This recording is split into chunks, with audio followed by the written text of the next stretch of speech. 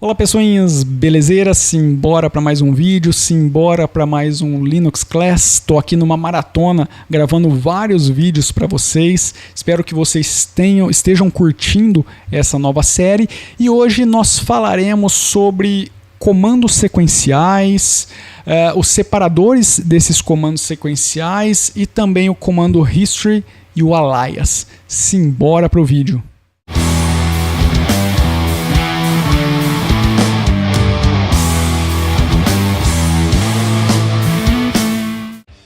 Então vamos lá, galerinha, vamos dar uma olhadinha como que a gente faz para passar para o sistema vários comandos para serem executados de forma sequencial.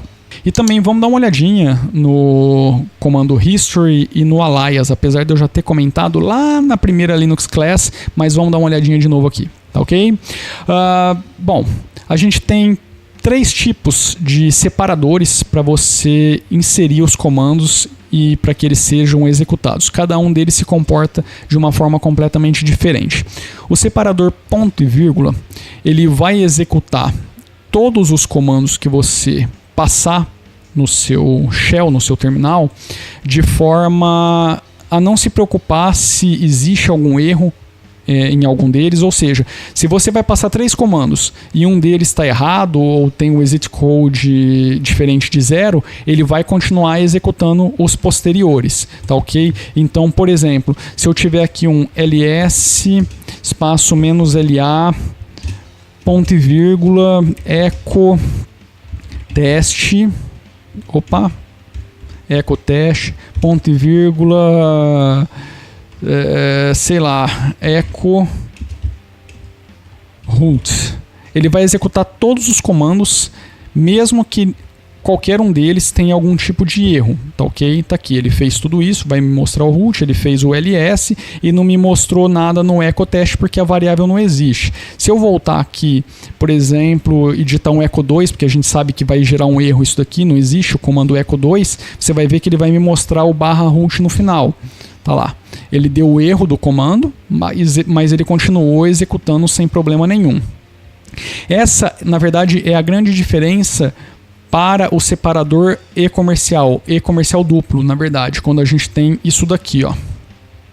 Esse separador ele é muito utilizado quando a gente vai fazer aqueles apt update, apt upgrade, porque você só quer que o comando seguinte seja executado se o comando anterior tiver sucesso na sua saída. Então, assim, a diferença do ponto e vírgula para o e-comercial duplo é o seguinte: o e-comercial duplo só vai executar o comando seguinte se o anterior for bem sucedido, se o anterior tiver o exit code 0.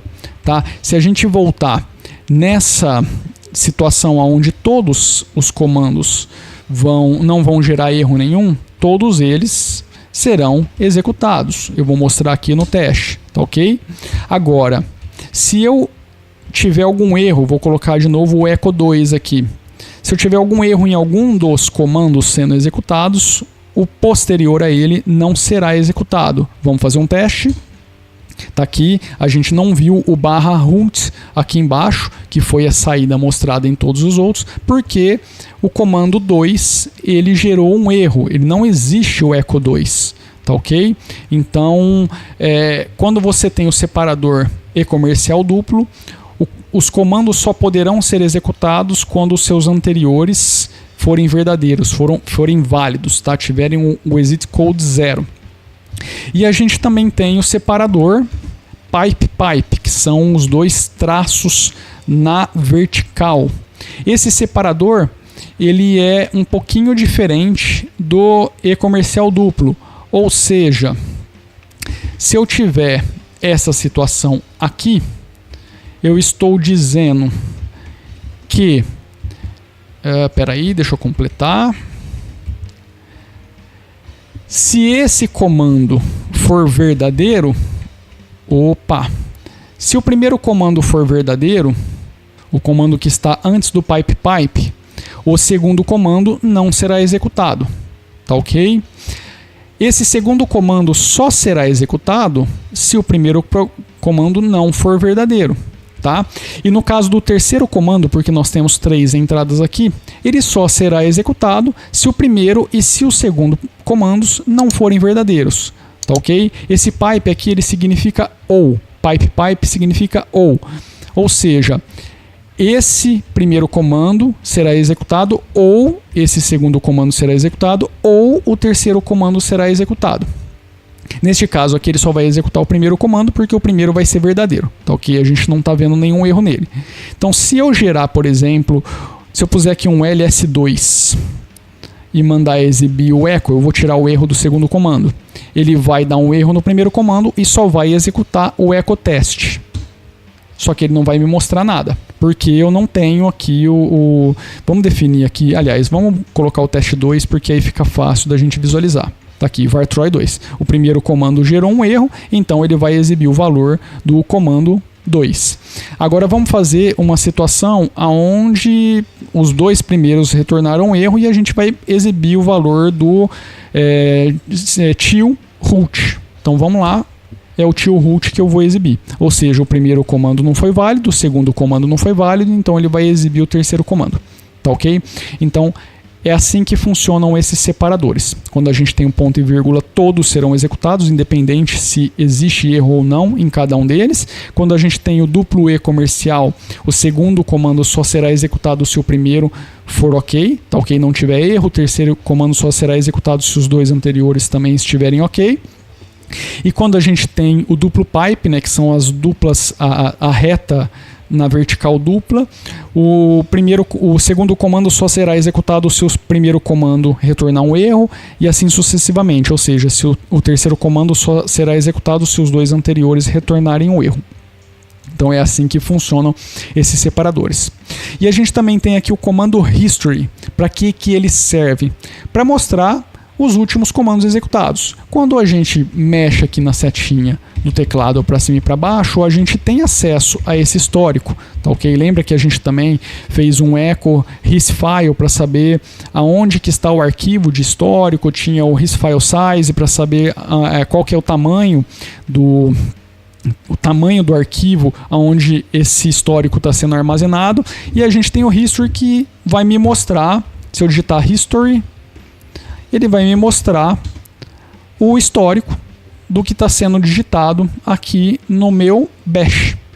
E uma coisa muito bacana desse histórico, além de você poder consultar, né, é você poder fazer uma referência, poder chamar um comando sem ter que executá-lo novamente ou sem ter que chegar até ele com a sua setinha do mouse.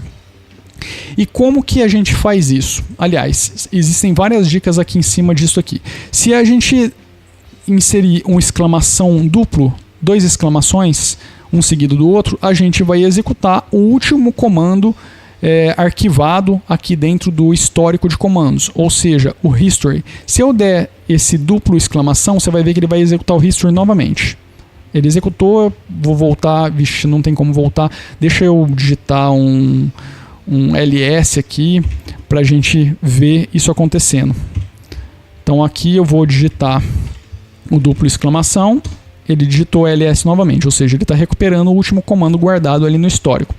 Se eu, por exemplo, puser uma exclamação e o número 159, que faz referência ao histórico aonde foi digitado o comando clear, ele vai executar esse comando novamente. Ou seja, o exclamação serve para dizer qual é o número do comando no histórico de comandos que você quer executar novamente. Então, se eu quiser executar, por exemplo, o comando 157, que é o ls que está ali no histórico, basta eu colocar exclamação 157, ele vai digitar o ls novamente. Isso quebra um galhão, porque às vezes você não quer digitar o comando novamente, é um comando muito grande, então basta que você faça isso. Por exemplo, aquele comandinho ali que eu digitei grande, que está no 165. Se eu digitar 165, ele vai fazer aquele comando novamente, tá ok? E aqui ele gera um erro na segunda entrada, então, na verdade, o 165, a primeira entrada é válida, então ele não vai executar as restantes, por isso que ele só fez um ls. Então, quando você coloca o exclamação mais um número, você está referenciando qual que é o número no histórico de comandos que você quer executar. E você também tem, quer ver, ó, history, você também tem como fazer um referenciamento por string. O que seria isso? Se eu digitar aqui o exclamação e vamos pegar aqui o echo. O echo é uma string. Se eu digitar exclamação echo, ele vai executar o último comando aonde essa string é utilizada, que seria o 158. Tá lá, echo root. Ele me mostra qual que é o comando e me dá o retorno, tá ok? Então, se eu fizer uma exclamação e a string, ele vai executar o último comando aonde essa string for utilizado. Isso acontece, por exemplo, também se eu fizer um echo ls, tá? O último local onde essa string foi utilizado foi aqui, ls espaço menos la, foi essa sequência de comandos, tá aqui. Ele vai fazer exatamente aquilo, tá ok? Tá aqui, ó. Outra coisa bem bacana, eu apanhei aqui porque tá no atalho que eu utilizo no Simple Screen Recorder, é você dar um Ctrl R. Isso vai abrir uma telinha para que você comece a digitar aquilo que você quer que seja buscado no histórico de comandos executados. Por exemplo, se eu digitar echo, olha só que bacana, ele vai me mostrar o último comando aonde a string echo foi utilizada. E aí, se eu apertar Enter, aquele último comando será executado. Se eu digitar, por exemplo, ls, ele vai fazer o mesmo, vai me mostrar o último comando aonde aquela string foi utilizada. E eu dou um Enter, ele vai fazer a execução daquele comando. Então, assim, o Ctrl R é muito bacana. Se eu quiser entender melhor como aquilo funciona, está vendo? Eu tenho aqui o histórico de comandos, vamos dar um Ctrl R novamente. Se eu digitar, por exemplo, o ponto, está vendo aqui que ele já me chamou ponto teste, porque foi aqui no histórico 151 a última vez que ele foi utilizado. Se eu der um Enter, ele vai executar aquilo, ele retornou um erro porque não existe mais a variável que eu estava utilizando. Ok? Tá, e como que eu faço para limpar esse histórico aqui de comandos? A limpeza é bem simples, na verdade, basta você digitar o history espaço "-c", que é history espaço clean. Só que existe um pequeno porém aqui. Quando você loga na máquina, o arquivinho de histórico é carregado na memória do computador e tudo isso que está acontecendo aqui é guardado na memória, e quando você faz o logoff, ele é escrito, ele é sincronizado com o arquivinho local que está na raiz, tá ok? O arquivinho local é o ponto bash, deixa eu dar uma olhadinha, o nome dele é bash history. Se eu vier aqui nano.bash history, tá aqui. Esse daqui é o arquivinho onde todo esse histórico do usuário local está sendo armazenado. Então, assim, quando eu faço logout, ele faz o sincronismo, ou seja, ele pega os dados que estão na memória e jogam para dentro desse arquivo. O problema é que quando você limpa o arquivo de memória, você vai tentar sincronizar um arquivo vazio para dentro desse carinha e isso não vai funcionar, tá ok? Vai ser descartado essa tentativa de sincronismo porque você está tentando fazer a atualização com algo vazio. Então você vai ter que forçar a escrita nesse arquivinho. E como que você faz isso? Basta você digitar um history espaço "-c" para limpar. Se você já quiser emendar aqui, né, você pode pôr o E comercial, porque o comando de escrita só deve ser válido se o anterior for executado corretamente. Você pode colocar aqui um history espaço "-w", que é history espaço "-write", ou seja, escreva no arquivo local. Isso daqui vai limpar por completo o seu histórico local, tá ok? Claro que você poderia também editar o arquivinho bash history e apagar tudo. Você faz uma limpeza da memória e poderia também apagar ele manualmente e tal. Mas é muito mais fácil você fazer aí a escrita, fazer o sincronismo, né? Com o comandinho "-w resolve muito rapidamente o que você precisa, tá? Então, sobre o histórico é basicamente isso daqui. E para finalizar esse vídeo, o Alias, apesar de eu já ter comentado no vídeo anterior. No vídeo anterior não, né? Na primeira Linux Class eu falei que o Alias era uma forma de você criar um shortcut, um atalho para algum comando. Ou seja, suponhamos que você utiliza muito o comando ls-lah. Estou inventando aqui, tá? Alguma coisa. Na verdade, ls-la. ls-lh. Tá? Isso daqui. Pronto. Suponhamos que você utiliza muito esse comando e você não quer ficar digitando ls-lh, ls-lh. Ou então, esse comando é um pouquinho mais complexo. Então você cria um alias. Como que você faz isso? Digita alias. Qual que é o atalho, o nome do atalho para aquele comando que você quer criar? O meu atalho é AAA. Igual qual comando que você quer inserir. Então você vai abrir com aspas simples e vai digitar o comando ls-lh, fecha aspas simples e dá um enter. Ou seja, eu criei um alias AAA para o comando ls-lh. Se eu digitar agora AAA, ele vai dar ls-lh. Tá ok? É para isso que serve o alias. E ele pode quebrar um galhão. Só que lembrando que assim, o alias ele também não é eterno. Se você sair da sessão, isso vai ser eliminado. Se você fechar a instância, você vai perder o alias criado. Então é isso, galerinha. Espero que vocês tenham curtido. Esse foi mais um Linux Class. Não deixe de dar seu feedback aqui nos comentários do vídeo. Compartilha esse vídeo com a galera se você curtiu. Chama aí as pessoas também para participarem do canal. Dá aquele joinha bem maroto. E também vai lá no Projeto Musical Vartroy, se inscreve no canal, dá uma forcinha pra gente, dá um like nos vídeos, compartilha os vídeos com as pessoas que você conhece, que curtem esse tipo de som. A gente tem um carinho muito especial pelo Projeto Vartroy e também a gente está vendendo o EPzinho Daydreams lá no site, no music.vartroy.com. Se você quiser dar uma força para esse projeto, para que ele continue evoluindo, compre esse EPzinho, você vai ter o pacote em alta definição com todas as músicas por apenas R$10. É muito baratinho, galera.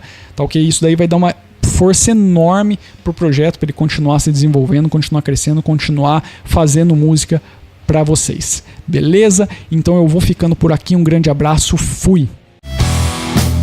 Sweet refuse for creation.